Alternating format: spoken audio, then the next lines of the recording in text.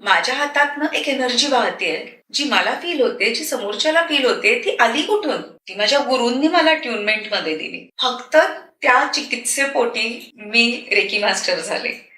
आणि खरंच सांगते, हे म्हणजे अमेझिंग आहे की काही गोष्टी करून तुम्ही तुमच्या चक्रात चार्ज केले जातात आणि त्यातनं ती वैश्विक एनर्जी वाहते.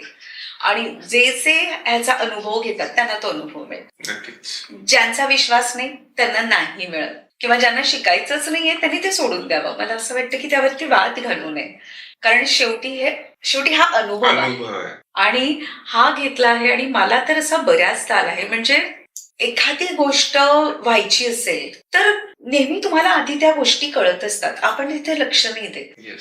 छोट्या छोटे तुम्हाला मेसेजेस येत असतात, पण ते मेसेजेस कळण्यासाठी तुम्हाला ना त्या एनर्जीशी कनेक्ट व्हावं लागतं. आता अनुभवापैकी एक अनुभव असं सांगते की रात्री साधारण 12च्या दरम्यान हायवेहून बाईकनं चालले होते मी आणि माझे एक मित्र होते, की पॅकअप झाल्यावरती आम्ही आपले चाललो होतो.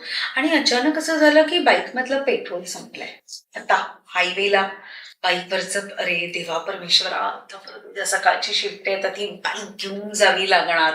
असं सगळं असताना मी माझे सिम्बल्स ड्रॉ केले, मी माझे प्रेयर्स केले. तुम्ही विश्वास नाही ठेवणार की रस्त्याच्या पलीकडे, म्हणजे आता युटर्न घेऊन आम्ही असे पोहोचतो तर एक बाईकर उभा होता, त्याच्या हातात बाटली होती आणि तो त्याच्या बाईक मध्ये पेट्रोल ओतत होता. आणि त्याने असं पाहिलं, खायला पेट्रोल संपलंय का? हो, या या या, एवढं पुरेल मला तिथे जाईपर्यंत. त्याने अर्ध पेट्रोल आम्हाला दिलं आणि दोघांच्याही बाईक तिथपर्यंत पोहोचली.